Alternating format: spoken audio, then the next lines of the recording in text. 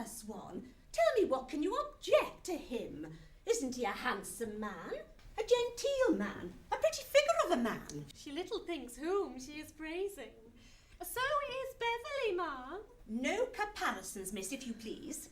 Comparisons don't become a young woman. Captain Absolute is indeed a fine gentleman.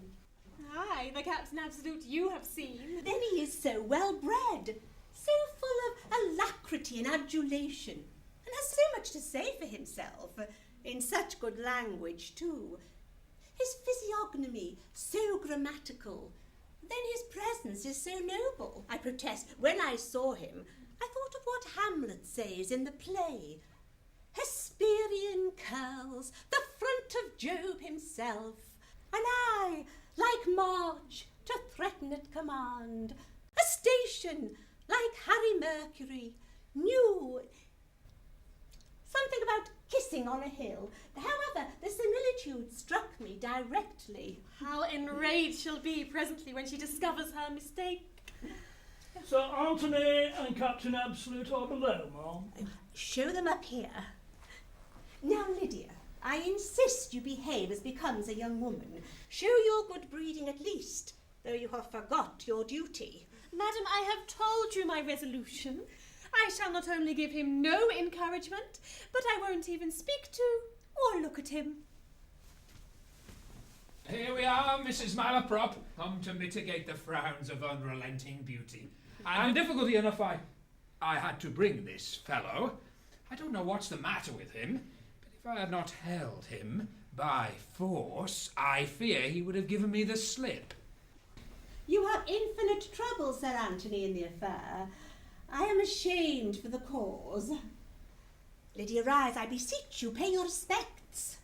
I do hope that Miss Languish has reflected on the worth of this gentleman, and the regard due to her aunt's choice, and my alliance.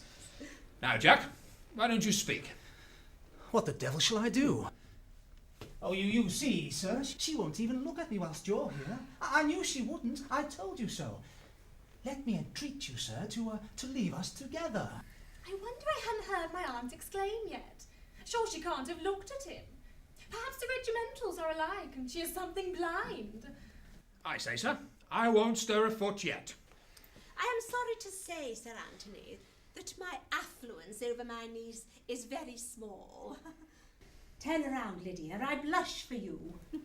May I not flatter myself to assign what cause of dislike Miss Languish has towards my son?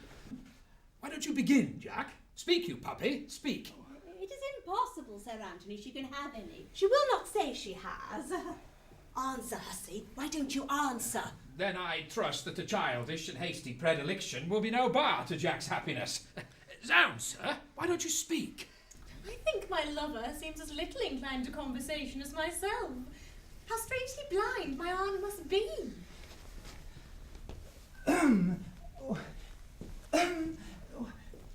Madam. Oh, faith, sir, I'm so confounded and so confused. I told you I should be so, sir. I knew it. The tremor of my passion entirely takes away my presence of mind. But it don't take away your voice, you fool, does it? Go up to her and speak to her directly. Oh, Sir Anthony, shall we leave them together? Stubborn little vixen. Not yet, ma'am, not yet. What the devil are you at, sir? Just unlock your jaws and... Now, heaven send, she may be too sullen to look round. I must disguise my voice. Yes. Will not, Miss Languish, lend an ear to the mild accents of true love? We will not. Oh, what the devil ails the fellow? Why don't you speak to her? Not stand there croaking like a frog in a quinsy. The excess of my awe, my modesty quite choke me. Your modesty again. I'll tell you what, Jack, if you don't go up to her and speak to her directly and glibly, I shall be in such a rage. Mrs. Malaprop, I do wish that Miss Languish would favour us with a little more than her side front. So, all will out, I see. Be not surprised, my Lydia. Suppress all surprise at present. Heavens, 'tis Beverley's voice. Sure he can't have imposed on Sir Anthony too? Is this possible? My Beverley? How can this be? My Beverley? 'Tis all over.